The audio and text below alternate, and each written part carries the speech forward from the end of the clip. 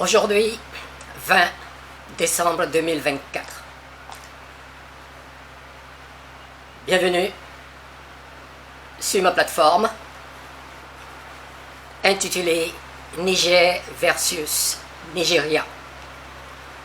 En sous-titre Tension diplomatique. 2 jours seulement après la célébration du 66e anniversaire que je vous ai présenté ici de la République du Niger, les autorités nigériennes ont été obligées de convoquer le chargé d'affaires de l'ambassade du Nigeria à Niamey pour protester et leur signifier leur mécontentement quant à ce qui se passe de l'autre côté de la frontière.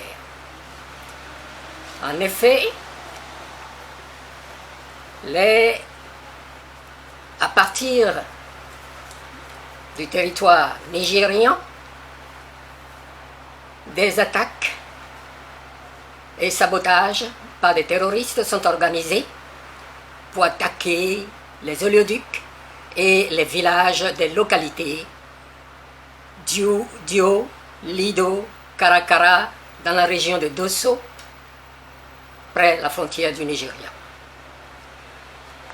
C'est d'autant plus surprenant que, après que le président Tinubu ait présidé à la conférence qui a décidé d'attaquer militairement le Niger pour libérer le président Bazoum déchu, il y a eu des tractations, des visites de réconciliation, etc.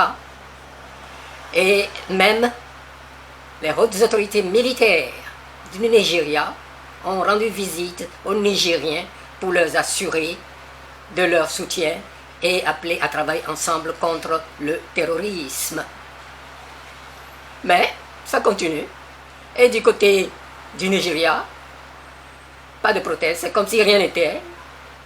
Ils ne se manifestent pas, ils disent rien du tout. Alors le Niger s'est senti obligé de soumettre une protestation à travers leur chargé d'affaires aux autorités du Nigeria.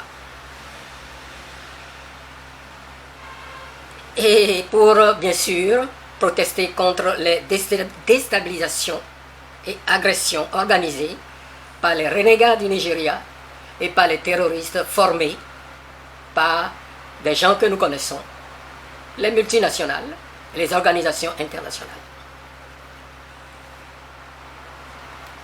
Le côté nigérien, bien sûr, désapprouve tout ce qui se passe et a parfaitement raison.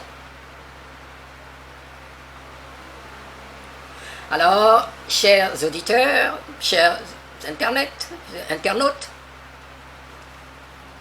tenant compte du bas-fond de toute l'histoire derrière l'agression qui est perpétrée contre le Niger, et ils essayent depuis donc 18 mois, 1 an et demi, de se refaire une peau neuve. Trouvez-vous, c'est la question que je vous pose, trouvez-vous, ma foi, que la protestation est prématurée? Alors, vous mettrez vos commentaires si vous suivez ceci. Parce que il y a des gens qui prétendent, qu'ils exagèrent, que c'est eux qui ne font pas ce qu'il faut faire. Pour ce qui me concerne, je ne pense pas que ce soit eux-mêmes qui organisent l'attaque, le sabotage de l'oléoduc qui amène le pétrole de chez eux jusqu'au port de Sémé au Bénin. Dans la mesure où ça leur rapporte de l'argent, c'est eux-mêmes qui vont se lever pour saboter. Donc, s'il vous plaît. Mais je vous laisse quand même le temps de réfléchir à cela, si c'est exagéré et prématuré de leur part. En ce qui me concerne, ne faisant pas du tout confiance au Nigeria, seulement ils oublient. D'abord, je ne leur fais pas confiance. à cause du leadership qui dirige présentement le Nigeria. Savez-vous qui est Bola Tinubu? C'est un marchand de mort. Il a été attrapé vendant du drogue aux États-Unis. Après, il est rentré au Nigeria, il s'est fait peau neuve. Et récemment, ça fait même pas 2 semaines, il a été reçu pompeusement à l'Élysée, en visite d'État, par le président Macron. Le président Macron ayant échoué de faire attaquer le Niger par les francophones, son, ma foi, dernier recours, c'est le président de la CEDEAO, le Nigérian Tinubu, un ancien marchand de mort, qui ne comprend rien à rien, surtout en géopolitique, qui préside aux destinées du Nigeria. Il envoie ses officiers supérieurs, chefs d'état-major et tout, pour promettre aux gens qu'il ne va rien se passer. Ils vont collaborer ensemble pour lutter contre le terrorisme.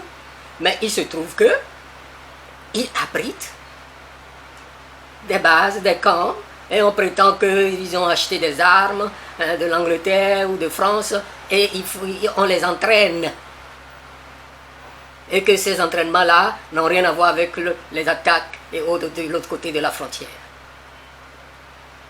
En gros, frontière entre le Niger et le Nigeria. C'est le même peuple, un peuple d'Aoussa. Allez-y comprendre quelque chose. Donc vous voyez les incongruités, les bêtises qui se passent en Afrique.